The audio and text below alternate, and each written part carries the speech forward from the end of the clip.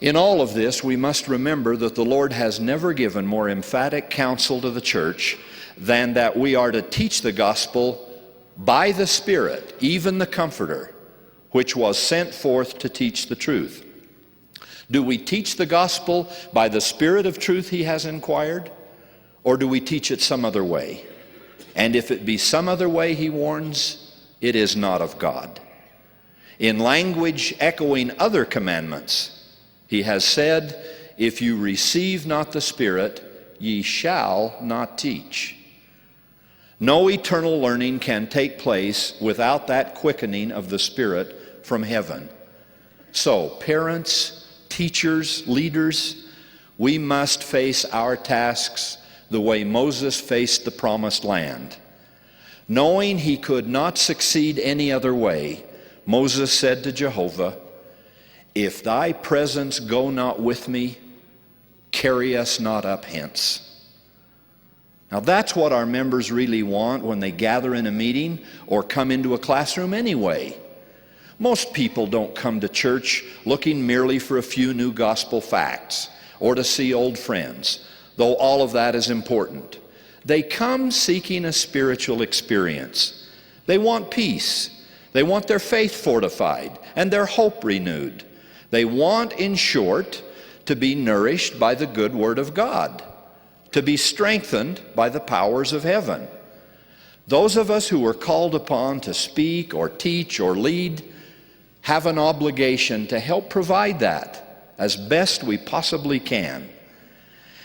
If we can, and we can only do that if we ourselves are striving to know God, if we ourselves are continually seeking the light of His only begotten Son. Then, if our hearts are right, if we are as clean as we can be, if we've prayed and wept and prepared and worried until we don't know what more we can do, God can say to us, as He did to Alma and the sons of Mosiah, lift up thy head and rejoice. I will give you success. We do have a legitimate worry about the new member, wanting each one to stay with us and enjoy the full blessings of the church. I am just simple enough to think that if we continue to teach them with the same Christ-like spirit, conviction, doctrine, and personal interest the missionaries have shown them, new converts will not only stay with us, but quite literally could not be kept away.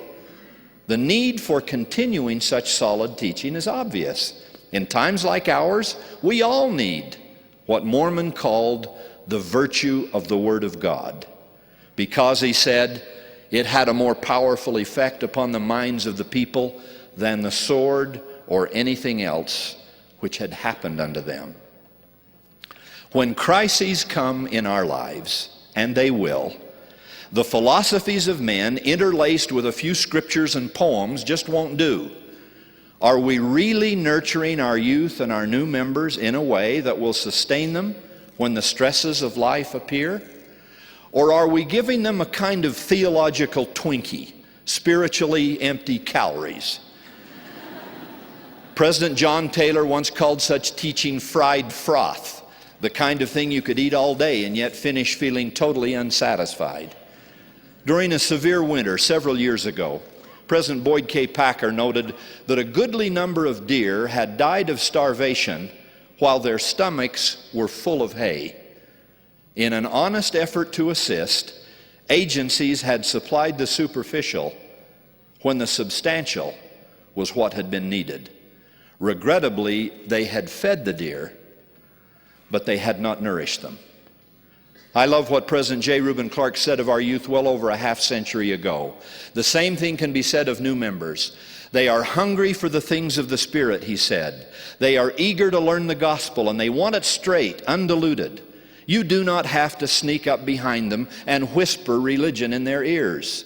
You can bring these truths out openly. Close quote.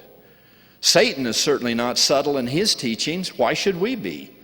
Whether we are instructing our children at home or standing before an audience in church, let us never make our faith difficult to detect. Remember, we are to be teachers come from God,